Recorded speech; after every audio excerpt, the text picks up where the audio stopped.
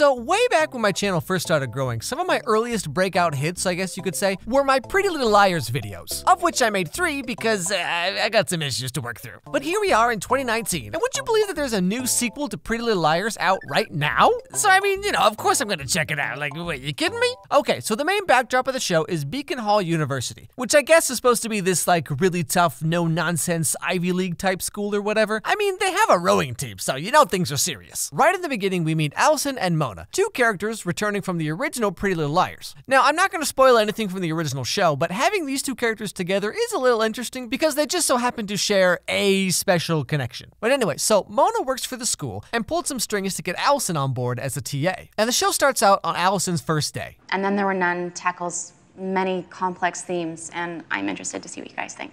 Ava Jalali. Well, there were some, and then there were none. So it's about the dichotomy between something and nothing. Nice try.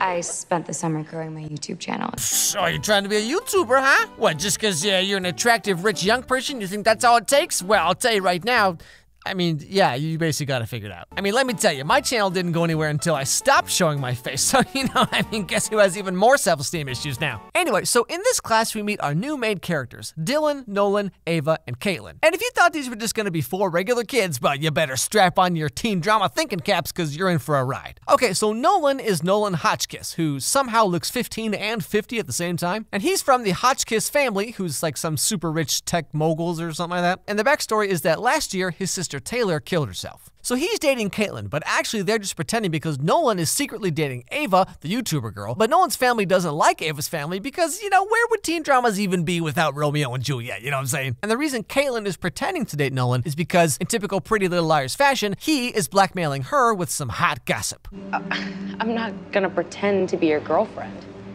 Why would I do that? Sorry that you had to see this.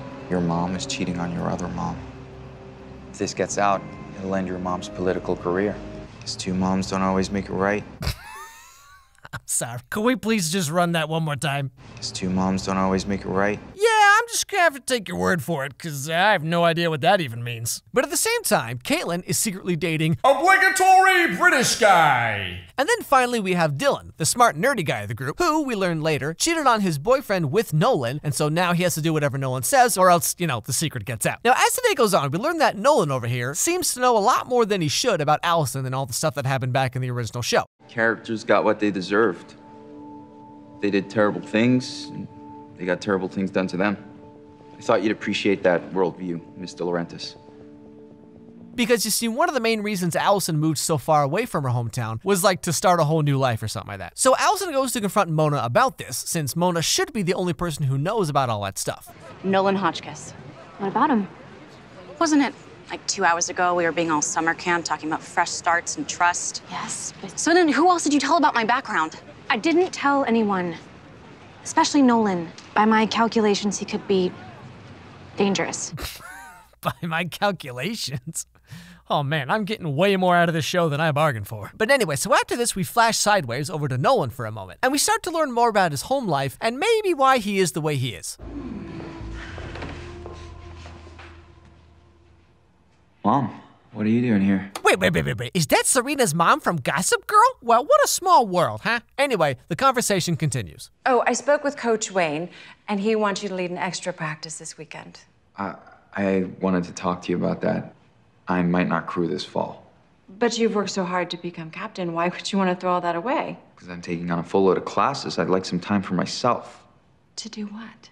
Oh, I don't know, Mom. Just whatever any 20-year-old college boy does when he's alone, you know? Just thought I'd read the Bible and some National Geographic and collecting Tootsie Pop wrappers. But anyway, so later that day, there's some kind of like back-to-school party thing or whatever, and here is where Allison meets Nolan's mom, aka the most powerful person at the school. Your application for the scholarship, it just really spoke to me. May I ask why?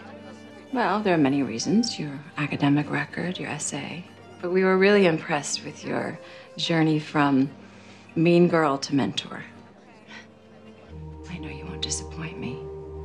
Oh, you know that, do you? Well, let me tell you right now, disappointing people is one of the few things I'm actually good at, all right? Just ask my parents, because, I mean, that's all they ever talk about. Like, all the time. Seriously, Mom, it's been 10 years. I don't think I'm growing out of this furry phase. Now, at some point during this party, Nolan goes off by himself. Must be some of that alone time he was talking about before, you know what I'm saying? But anyway, he calls someone, and then that night we see Nolan drive out to a cabin in the middle of nowhere, and that's when we get the big reveal.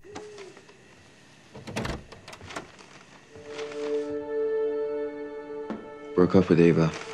Maybe when this is all over, you can explain you did it to protect her. No way, Taylor. What? The character you thought was dead was actually alive the whole time? No way. Anyway, so turns out Taylor is some kind of like computer super genius who found out her family is using their technology to spy on certain kids at school, and she wants to figure out why. Now, at the same time this is all happening, the other 3 kids decide to meet up in the middle of a creepy forest, you know, like you do, and talk about how they're fed up with Nolan and all his blackmailing and all that stuff. And then the conversation just takes a real dark turn. I'm done with Nolan, and I want to stop him. What he's doing to us. You could kill him. I have to admit, I have thought about him dying in a lot of different ways. Drowning in that ostentatious pool of his? Heart attack. Thornhall, we push him off the roof, and it gives him a second or two to think about dying before he's impaled on those spikes at the bottom. You know, listening to this makes you kind of wonder, like, what do your friends talk about when you're not around? So this whole time, Allison's been doing some investigating on her own, since Nolan and his mom seem to know everything about her, and the fact that she looks almost exactly like Nolan's not dead sister, you know, she's got a couple questions. It's not just Nolan. It's his friends and his mother and his dead sister who I just saw a picture of. She could be my doppelganger. Okay, you're kind of tagging everyone here, Allie. The physical similarities. It's a coincidence. Did you learn nothing from Rosewood? There are no coincidences. Come on, Mona. You think I sat through all those episodes of the original show just to get hoodwinked again? So just tell me, all right? Does she have another twin we don't know about? Is the whole school actually just inside her head and she's really just living in like some asylum somewhere? Is she Nolan's sister from the future? Am I at least getting close here? Cause like I'm not even halfway down the list yet. But then, right after this, everyone's dreams come true and some mysterious someone pushes Nolan off the roof. Mona. What's going on? It's Nolan Hotchkiss. He's dead.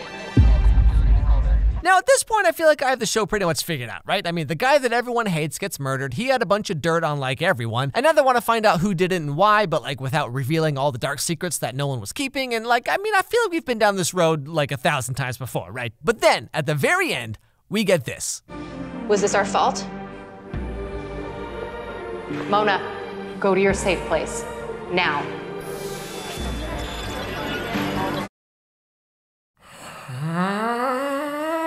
And, yeah, that's just kind of where they leave us. Although there is still one last burning question I have. Where is Spencer? She was the only character worth caring about. You know, not many people know this, but the full title for the original show was actually Pretty Little Liars, The Adventures of Spencer and No One Else Matters. So where is she?